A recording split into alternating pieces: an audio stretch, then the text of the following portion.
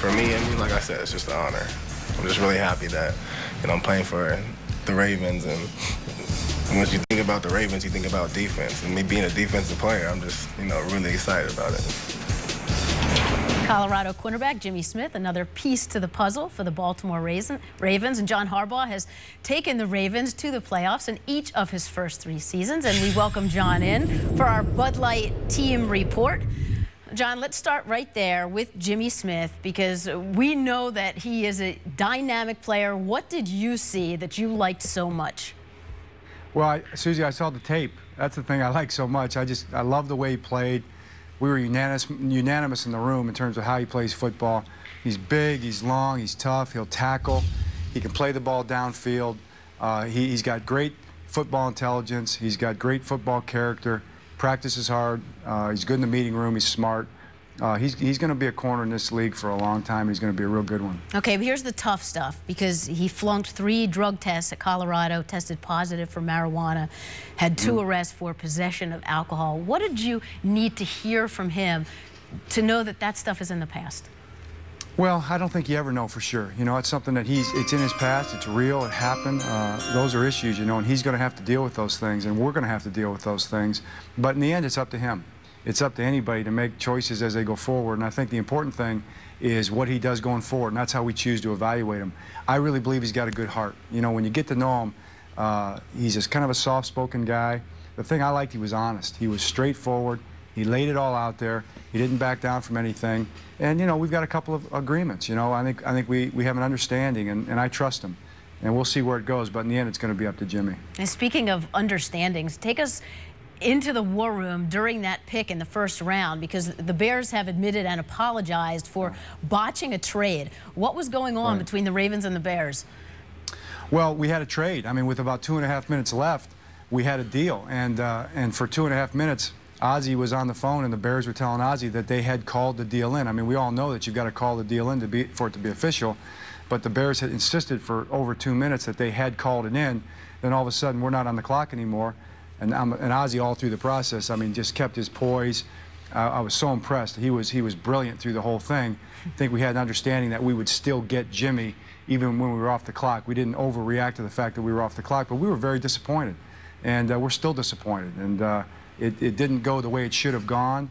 You have a deal and you say you called the deal in. I don't understand how that doesn't get done. All right, you're talking about GM Ozzie Newsome and your director of player personnel, Eric DaCosta. The record is almost unmatched in terms of how well these guys have drafted. Except when it comes to wide receiver, it seems. There's been 16 wide receivers drafted. None have really hit. So what was the philosophy going into this draft? Well, we wanted good players. I think we did want a speed receiver, Susie. We wanted someone that could make plays downfield. And I think when you watch Torrey Smith, you talk about the speed first, obviously. He's also big. He's long. I love the fact that he makes plays on the ball downfield, but that's not all there is to him. He can run routes. He can get out of breaks. He's really tough. He's hard-nosed. He'll block. He runs hard on screen routes. He plays special teams. He's one of the top returners in the draft. He's a football player. Tannen Doss. We just took Tannen Doss, who's another big, tough, hard-nosed receiver, great hands, maybe the best run-after-catch receiver, I think, in terms of catching the ball and getting upfield with an attitude that's in this draft right now. So we know wherever Joe Flacco is, he's smiling right now. For any of us that have spent time around him, we know he's not the most excitable guy, but he has been pretty outspoken this offseason, defending his offensive coordinator, and maybe even that Jim Zorn isn't there anymore, his quarterback coach. Why did you guys make that decision? Well, that's the kind of person Joe is. Joe has our back. We've got each other's back, and Joe's going to step up and stand up for the people he believes in. As a head coach, sometimes you've got to do things that, Jim Zorn and I are great friends. I think he's a great football coach. He's even a better person. And I think he's in a great situation in Kansas City right now. I think for Joe and for our football team and matching the philosophies of offense and things like that, I felt like this was the best thing. But you go forward and we'll make it work, and everybody's doing well. With Joe, it's interesting, Susie. He looked at some wide receivers in this draft. This is back before, and he did a list of the guys that he was interested in. Tannen Doss was one of the receivers Joe really wanted, so he got one of his guys. Sounds good. Joe Flacco, definitely happy today. John, always great to talk to you, and good luck the rest of the draft. Thanks, Susie. All right, and now John can stand by as Jaws is critical or praises. What do you think? It seems like they are finally trying to put some weapons around Joe Flacco, including what they did last year. I'm glad that Joe Flacco is looking at tape and giving some insight to the guys he liked. That's a guy he has to throw to.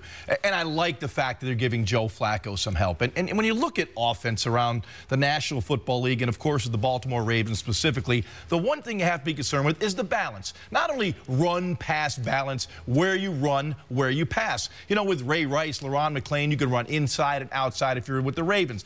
In the passing game, you have a Derek Mason, you know, an Anquan Bolden, a Todd Heap. Yes, you have a short to intermediate passing game with very tight windows and little separation. So I've studied this Ravens offense. What they lack is speed. Now they finally have with Torrey Smith, a guy that's a 4.40 a guy.